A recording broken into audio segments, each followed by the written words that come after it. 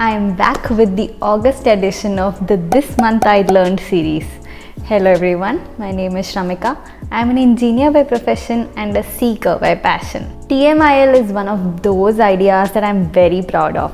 In this video series, I share with you nuggets of wisdom across different fields that will help us become more wise adults. Do check out my other videos in the series. I have a whole playlist of it.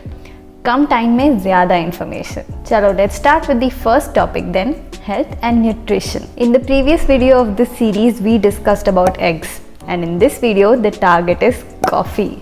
Coffee is one of the most widely consumed beverages in the world. The coffee bean can be transformed into a multitude of coffee and espresso based beverages. The Health Canada recommendation for caffeine intake is about 400 milligrams per day. Now keep in mind that some of us may experience increased anxiety even with lesser amount.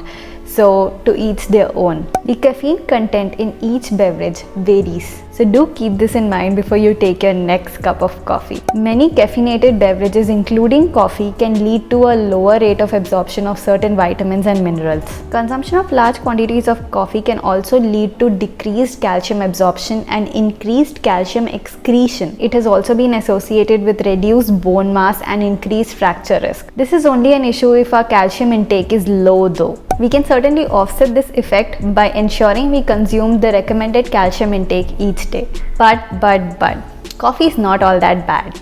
In fact, coffee is associated with decreased risk of breast cancer, prostate cancer, colorectal cancer, cardiovascular disease, heart disease, that's the same, Parkinson's disease, type 2 diabetes. So let's not label an ingredient good or bad. Let's just have it under control. So just think before you have that fourth cup of coffee for the day. Now let's move on to the next topic, finance. This month I learned about front running. If you're aware about what is front running, then please feel free to skip this section and go on to the next section, which is at this timestamp. So what is front running? It is just as it sounds. You're running in front of something, but it's not as simple as it sounds though. So you may know there are these big mutual fund houses that pool in money from its customers like you and I, and a fund manager or an investment team decides which company shares to put that money in. Now this money is not just in thousands or lakhs, but it's crores of rupees. Imagine how huge an impact it can create in the stock market. Now if I'm a part of this investment team who's deciding ki let's buy shares in this XYZ company, if I leak this information to someone I know, I can tell them, hey listen, buy 1000 shares of this XYZ company at rupees 1000 tomorrow. And this person does that. Now just after that, the fund house places their bulk order in the market. So it's natural that the price of this share goes up. Say it goes high and reaches rupees 1020. Now I tell my associate to sell these 1000 shares that he had just bought some time back. So within just few minutes or say an hour, we made a profit of say 20,000 rupees. Now these are very simplified numbers just for the ease of our understanding. Usually these numbers range in crores. There have been many cases of people from different fund houses for this front running or tailgating as it is also called. It is strictly illegal as is insider trading. Interesting, huh? So now it's time to move on to the next topic, life skills. How often do you shave the yak? Sounds gross, right? Are you imagining a yak on a mountain as I say this? Yeah, okay. So yak shaving is not physically gross as is mentally gross. Okay, enough beating around the bush. Yak shaving means when you're doing a particular task but you get sidetracked or distracted by other related tasks. Like suppose I sit down to write the draft for this video and I notice that my office table is dirty. So I start cleaning it.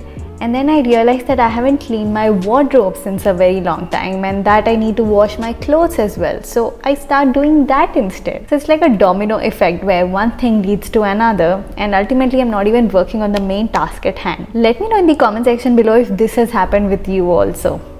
Be honest. So what can you do to avoid yak shaving? To-do list. Yeah, as simple as a to-do list. Write down what you want to do during the day and just focus on it.